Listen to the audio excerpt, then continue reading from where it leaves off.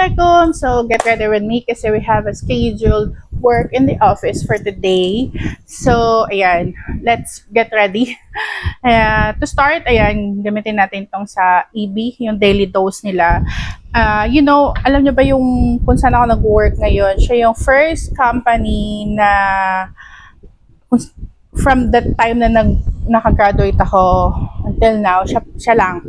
Wala pa ako ibang company na pagtatrabahuhan, na pag-workan. So, ayun, ang tagal ko nung nag-work and siya talaga yung company na first company and hopefully the last company na kung saan ako nag-work.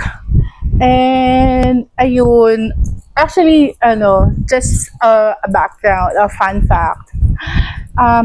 Nung nag-apply ako, nung time na nagkakagraduate ko lang, tapos naghahanap ako ng company na pag-workan, hindi siya yung unang company na pinag-applyan ko, but then yung company na pinuntahan ko nung time na yon is ang tagal nung duration ng pag-interview, exam and stuff. Tapos nung pauwi na ako, nakita ko tong si company, ay, why not try it? Tapos yun. And then, nung nagpunta ako, ayun, nag-exam, pumasa, interview and stuff. So, the rest is history, ayan. So, I'm here, still working to that company. So, by the way, ayan, gamitin natin si Get Ready With Me, yung Vega nila, to use it as a foundation. Actually, I think this one is On The Glow something. Pero siyang gagamitin natin para lang magkaroon lang tayo ng glow sa ating face. Kung palang aking salamin. Pero ayun, yun nga. I've been working already more than 10 years. Actually, more than 15 years. Diba? Ang tanda ko na nag-work. Tapos kamay lang natin na nag-work. Pero ayun, I'm still happy and thankful kasi mga naging leads ko before and until now is mababait. So, I don't have any issue with them. So, kaya ayun, I'm still here sa company na to. And actually, this na to, pangalawang project ko na. Kasi yung first project ko is nalipat to other country now is nasa na ako, ibang project, and thankful andun pa din. Tapos nagagamit ko yung yung napag-aralan natin during college kasi 'di ba may ibang mga person, ibang mga graduates na pagka kung anong kinuha mong course is hindi yung nagagamit nila pag nag-work. Pero I'm not against them or anything, but then ayun nga, alhamdulillah is kung ano yung graduate natin, yun yung nagagamit natin ngayong nag-work tayo. Anyways, so for the blush and contour, highlighter na gamitin natin sa Vice Cosmetics, yung kanilang trio. So, mag-contour muna tayo kasi hindi tayo pwedeng umalis nang walang contour kasi dapat ang mukha natin, di ba? So, ayun. And I'm working ng night shift pero ngayon is I have to work, may scheduled work in the office kami today, so I have to report there. Ayan. But most of the time naman sa bahay naman tayo nag-work. So, alhamdulillah, we have that kind of privilege sa company na we could work from home. Ayan, hybrid yung namin, setup namin. So, thankfully for that kasi sa panahon ngayon, ang mahal-mahal ng gas, tapos ang hirap pa mag-commute, tapos nakakapagod pa. So, buti na lang is hybrid style kami. Yung mga buhok ko ayaw sa no? Ayan. So, nagamit ko lang itong pang contour. Yung contour brush na to. Parang toothbrush brush. Para i-contour ang ating face. Mga nag-work dyan laban lang. Kaya natin yan. Di ba? Actually, nung nag-start ako mag-work, nung nagsimula lang din ako sa mababa, ano pa nun, magkano lang naman ang rate ko nun dati. Pero, ayun, alhamdulillah. Siyempre, as we go on, yes, ayun, kaka-chance din naman tayo. Kaya, blush on tayo, yung dun din sa trio ng Vice Cosmetics, yung Always Sweet, yung kanyang shade. So, same type ng brush. Yung parang toothbrush brush ang gagamitin natin. Diba? Ayan. So, kinda like this blush on ng Vice Cosmetics yung Always Sweet kasi pinky siya, pinky shade. Ano lang. Kaya pinky shade siya and para siyang light lang siya on our face and kinda like it kasi nga, parang nakakabata. Ay, feeling bata ang tita niya. Kaya ayun, I kinda like it. So, nakaka-refresh. Kaya gusto ko siya.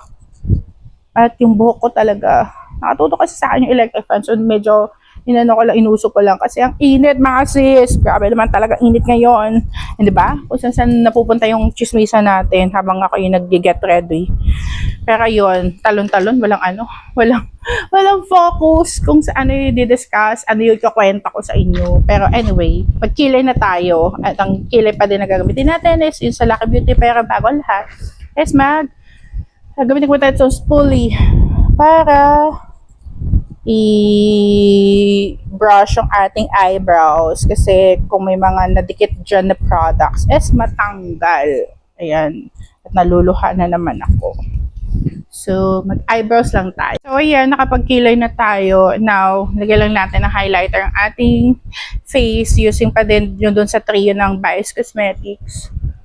Para lang may something na huma-highlight dyan.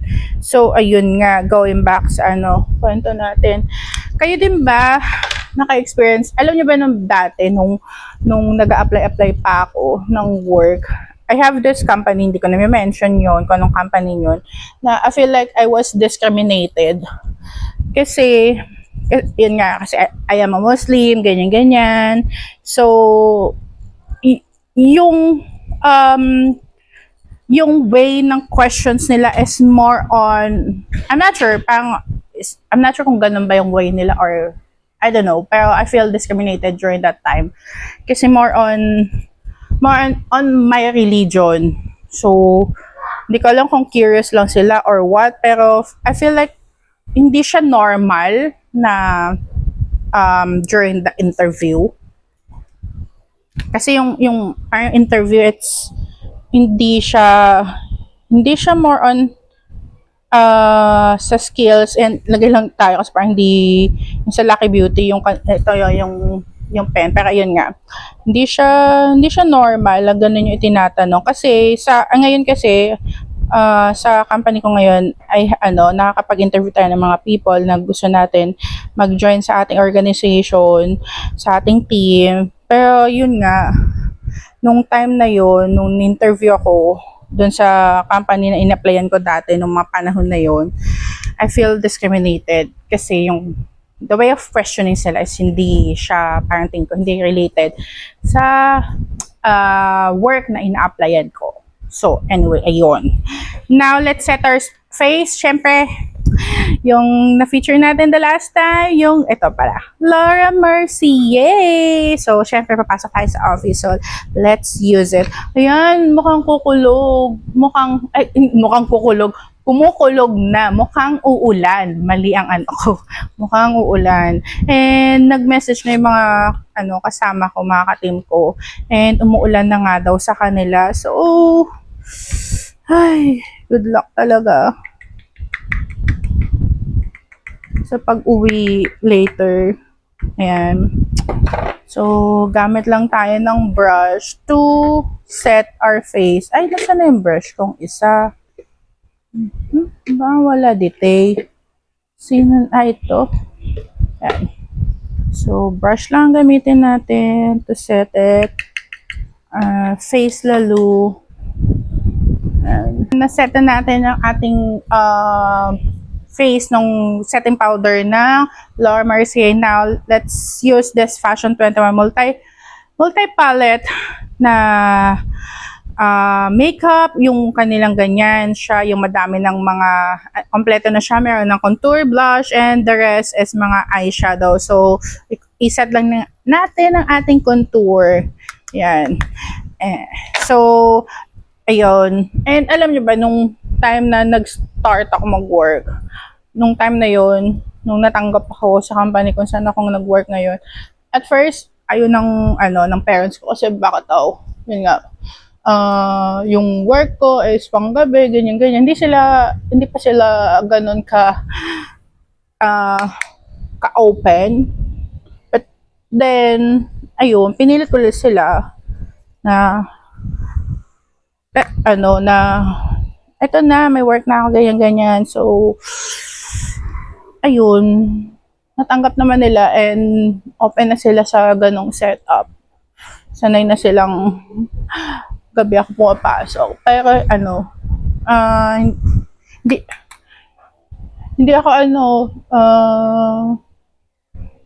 hindi ako nag-work sa call center, pero ayun, meron sa company namin, may call center kami na mga department, pero I'm not sa call center. I'm not against them, pero ayun, I'm not working as a call center. Pero BPO company. Actually, hindi siya BPO company lang. It's a multinational company kasi madaming mga department and services na kinikater ng aming company. So, ayun, kung mag-apply kayo, bigay nyo lang CV sa akin. Diba? Ayan, tapos, set natin yung blush using this sa Fashion 21 din. Tapos, for the lips, gagamitin natin itong multi-use pot ng Squad Cosmetics na top-notch yung shade niya. So, ayan. Lagay lang natin sa ating lips. Kakulay lang. Yan. Kaya lang siyang nude. Reddish nude. Yan, diba? Nakasungkulog. Subhanallah, nakakatakot. And tapos, itong sa EBEC Lip and Cheek Tint, i-top coat lang natin ang ating lips with that. Yan. Now, let's set our face using itong Charlotte Tilbury na setting spray para makapag-prepare na tayo at makalayas. Actually, naantay ko pa yung kapatid ko na dumating para makalayas na tayo. And so, set it. Okay. Napatuyuin lang natin, nambibis lang tayo, then I'll get back to you. So this would be our final look. So nakapag-hijab na tayo and we wear a long sleeve blouse para pumasok sa office. So ayun lang, I do hope nagustuhan nyo ito. Get ready with me going to the office. So please don't forget to like and subscribe to my channel and follow me to all my social media accounts. So yun lang, thank you so much for watching. Until next time, bye-bye!